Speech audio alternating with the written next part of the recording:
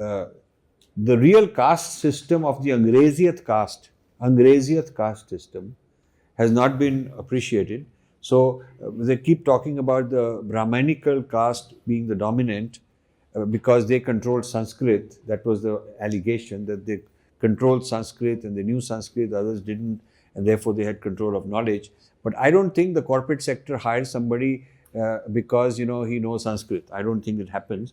They do hire a lot of people because they know English. So that is the new elitism. How much you know English, what accent you use, determines your employability, it determines your matrimonial credentials and profile, social profile. We have now a Q&A session where we have filtered out a number of questions that we received. I will, and Veda will read out a few questions and then we will take it forward next. Veda?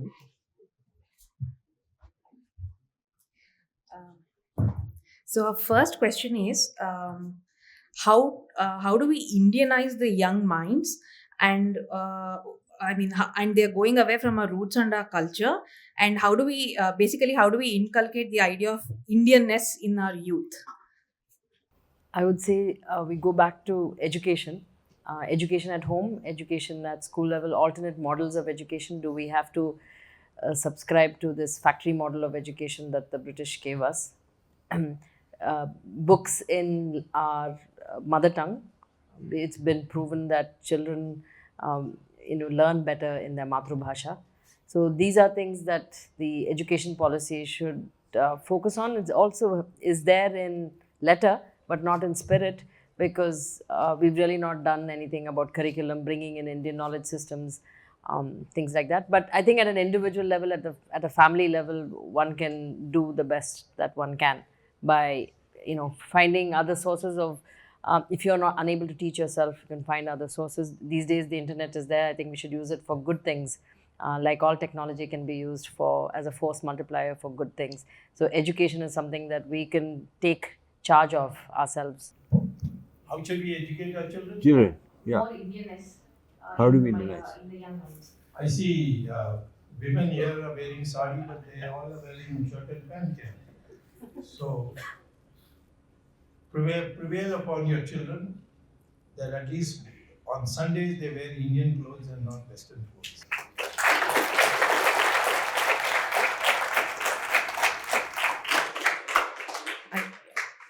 The next question is, how do we promote and nurture nationalistic academic research or nationalistic outlook in academic research?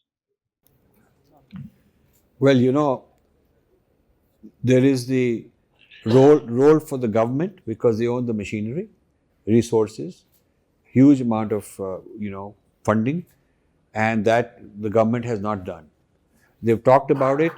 The Ministry of Culture has not done it. It's very interesting. The ICSSR, Indian Council of Social Science Research, I approached them many years ago under the new government only. The head was, the member secretary was Malhotra, and I'm very embarrassed. I had nothing to do with him. And I tried to convince him that one of the things my foundation wants to do, we are doing, is a critique of social sciences as practice, so we can replace it with an alternative, our Vedic social sciences. And he kept returning back my proposal saying, you have to follow the social science methodology, but that is what I'm criticizing. So I have to follow the Western social science methodology. I have my proposal has to be approved by Western social sciences, even though my goal is to undermine them. So this is all contradictory. They've not been able to do it.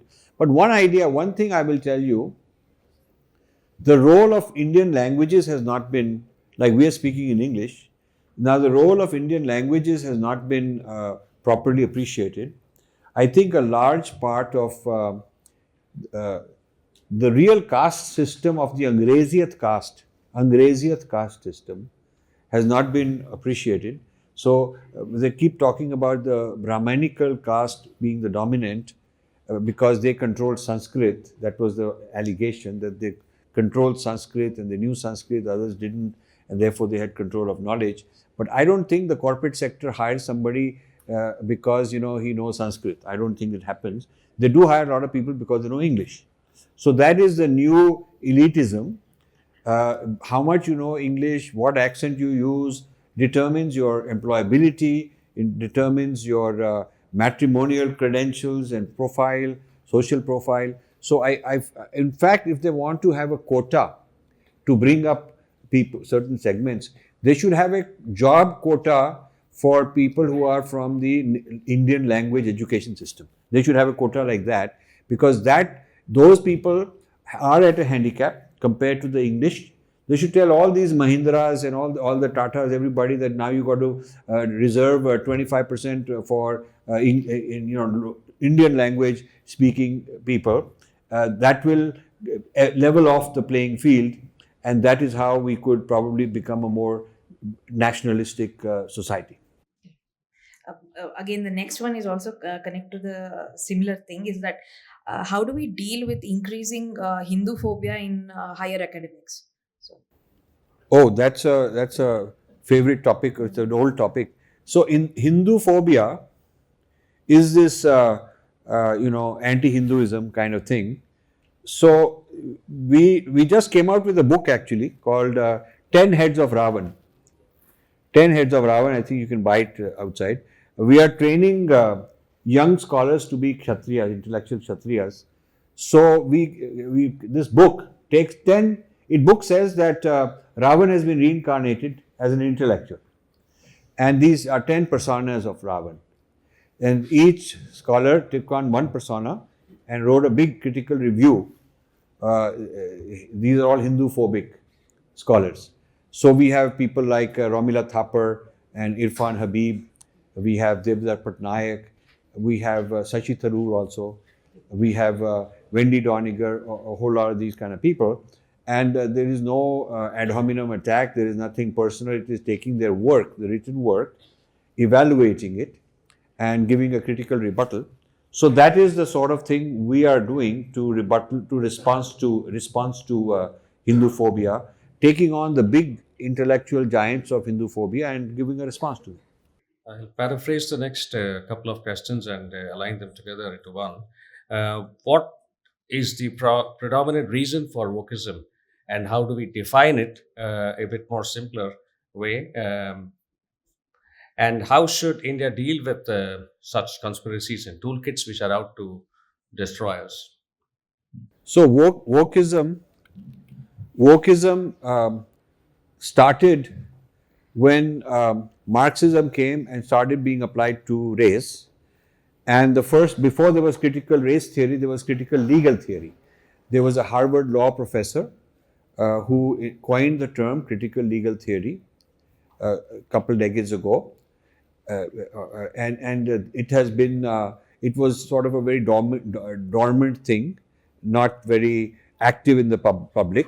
And then others developed out of the critical legal theory, they developed critical race theory to apply to society in general. And then, what really gave it the gravitas is that the left kind of hijacked the Black Lives Matter movement. The left hijacked it, worked with the blacks to sort of convince them that the leftist ideology is the best way to get black rights for black people in America. And then the Muslims joined in. So this is a coalition of the left and Muslims in America and blacks as sort of clubbed together, and then they brought in the LGBTQ plus people also, as sort of each of us is oppressed by society. And so we are all going to stick together as the oppressed people against the oppressor, which is all the education system, the establishment, the constitution, the founding fathers, all of that stuff. So this is what became wokeism and its American form. And now the backlash from the right wing is to get rid of it completely. So you have the breaking America going on is a syndrome where the progressive wing of the Democratic Party are all woke, and the other side, the conservative wing of the Republican Party, are all anti-woke, and this is where America has lost the middle ground. Now, that is fine for America because they have to sort out their problems, but the Indianization of wokeism is a very dangerous thing because it doesn't fit into our ideas, it doesn't fit into our structure. But it has been done out of mischief from places like Harvard Kennedy School, which Dr. Swamy talked about, and with the help of Indians, because Indians are for sale. A lot of Indians are for sale. It's very easy to get them into this system and they'll do all the dirty work for you. So we have people like Ajanta Subramaniam, we have Shuraj Yengde, we have Saundarya Rajan, we have all kind of people like that in the United States, and they've come up with this Indianization of wokeism. And don't think it is something in the future, because you have Justice Chandrachud quoting wokeism very openly in his lectures, quoting Harvard people and promoting it. You have Ashoka University, with lot of activities of this sort. You have people in Delhi University. You have some of these Harvard guys who are involved in this kind of thing, are advisors to Niti Aayog. We've mentioned their names in our book. So it is in India in a serious way, and we think that a lot of youth are kind of misinformed because they think this will get their particular community, it will give rights to Dalits and all that. It's only going to create more divisiveness, and I don't think it's going to help anybody in the long run. I think what we need to do is to make sure that we develop some people who can rebut this. Yes. Challenge them to debates which they will not come. So that is the way to show them down. I think that has become necessary. You are doing a wonderful job in America. I know that you get sometimes heckled also by professors of the universities who should be doing other things. But anyway, you have been doing it almost alone. But I think we now need a team to assist you to replicate what you are doing in the United States. It's also in the corporate sector. So I think there's manipulation of language, with these terms of like diversity, equity, inclusion. Diversity means including only certain people by excluding others. Equity is not equality. So we have to understand the definition and the language manipulation that the left uses to make these words sound good. So in the corporate world also you have diversity training, caste sensitivity training is coming up in all corporates. It's already there in some of the big multinationals in Mumbai. And they have these DEI programs which are all critical race theory based. So it's all pervasive. It's entered the government, it's in the education system, it's in the workplace. So there's no getting away. But I think you can be aware and question and reject some of these ideas. So when you go through diversity training, for example, you can refuse and reject some of the ideas that make you, that force you to atone for sins that you have not committed. And you're a tech city. I don't know if you have ventures funded by Omidyar network. Maybe you do. But Bangalore is full of these ventures. Bangalore, Chennai. Omidyar network is one of these billionaires, worse than Soros, because he's half the age and has many times more money. He's of Iranian origin, French-Iranian origin, billionaire, multi-billionaire many times over, and very interested in bringing this kind of ideology into India through tech ventures. So he's invested $500 million in India already in tech ventures. And these tech people are then trained, brainwashed into social justice and youth empowerment and village empowerment. And all these are nice terms to do this kind of ideological engineering on them. And they're also doing a lot of data mining about the hinterlands, about the village economies, about people who have social problems, political problems, legal cases, So this is a use of data sciences and artificial intelligence and investments in technology to create a whole Breaking India force at that level. This is very, very sophisticated. So in this book, we call him Soros 2.0, this kind of a threat. Thank you so much, sir. I request Vijaya Bharati ji to please come forward and present a small memento to Professor Vijaya Viswanathan ji.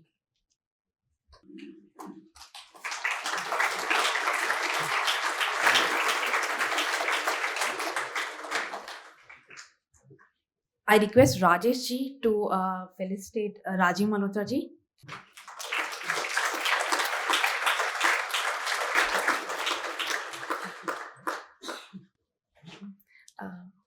I request Chandrasekhar ji to felicitate Dr. Subramanian Swamy.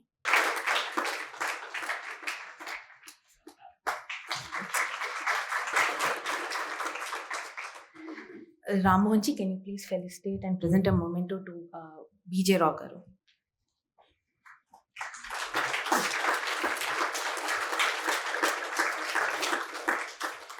Now I request Chandrasekhar ji to present the vote of thanks.